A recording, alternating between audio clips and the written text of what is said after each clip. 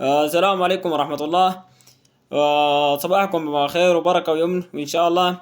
بداية كيف بنقول حفظ الله قواتنا المسلحة السودانية أينما كانت، وحفظ أهلنا في ولاية الجزيرة كافة وعامة إن شاء الله، وربنا يتقبل شهدائنا من ولاية الجزيرة من الذين توفوا من ضرب وانتهاكات من قوات الدعم السريع، وشفى الله جرحانا من ولاية الجزيرة برضو. فاللهم احفظ الجزيرة واحفظ أهلها عامة كذي. فعايزين نتكلم يا جماعة، احنا حاولوا رجعوا لنا جيش الجزيرة يا جماعة. لو الجزيرة ما مهمة بالنسبة للبرهان وما مهمة بالنسبة لقيادة هذا الجيش، نحن عندنا جيش كثير جدا في الجزيرة، خلوه يرجع بس، أو سلحوا المواطن في الجزيرة وسلحوا المقاومة الشعبية وسلحوا المستنفرين. لو قيادة البرهان قيادة الجيش كلها ما قادرة تنزل جيش الجزيرة، خلوه يسلح المواطن. الجيش اللي في المناقل قاعد ورسلوا له دعم بسلاح، خلوه يسلح مواطن الجزيرة.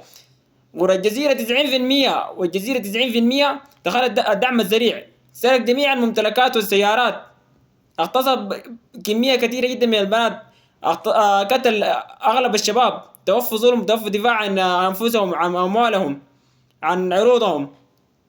حاولوا يسلحوا قرى الجزيرة والناس بتاني بتدافع عن نفسها، وإذا ما دافع التاني يقولوا مواطن بعد تسلحوه ما دافع عن نفسه يقولوا مواطن الجزيرة ضعيف. لكن انتوا تسلحوا المواطن وشوفوه ما يدافع عن نفسه، شوفوه ما يتصدى للدعم السريع.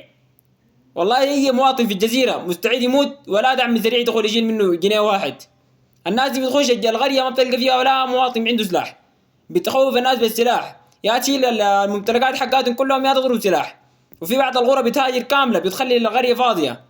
الدعم السريع بيدخل بيشيل كل الممتلكات.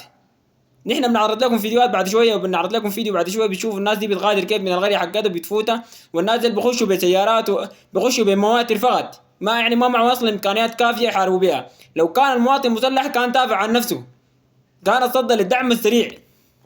لكن ما في امداد من الجيش يسلح المواطن.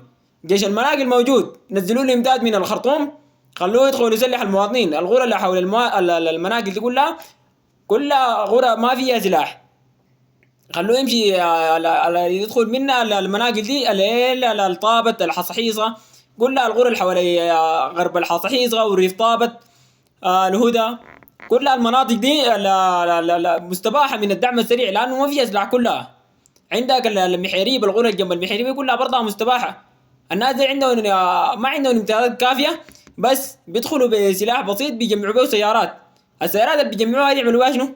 بيمشوا بيحاربوها في الجيش، بكره حيهاجموا بها المناطق اللي ما فيها ما دخل الدعم السريع، الغرة ما دخل الدعم السريع بيدخلوا بها بالحاجات اللي سرقوها دي، بيزيدوا بها زيادة امداد، بيهاجموا بها الجيش من جديد. الجيش لازم يرجع يحرر الجزيرة، الجيش لازم يرجع ينظف المناطق، الجيش لازم يسلح المستنفرين، يسلح المواطن في الجزيرة دفاعا عن العرض وعن المال وعن الشرف، دفاعا عن كل شيء. مواطن الجزيرة محتاج سلاح بقدر الإمكان. لو كان السلاح المخطوط حاليا في الخرطوم وفي بعض المعسكرات ده أعطوا منه جزء من ناس الجزيرة. المواطن يعني يمشي يشتري لحاله، المواطن ما قادر ياكل ويشرب عشان يقدر يمشي يشتري، الشبكة مقطوعة منه، كل المغتربين ما قادرين يوصلوا لهم عشان يرسلوا لهم قروش يشتروا سلاح، يشتروا ياكلوا أصلا عشان يقدروا يشتروا سلاح يدافعوا به عن نفسهم.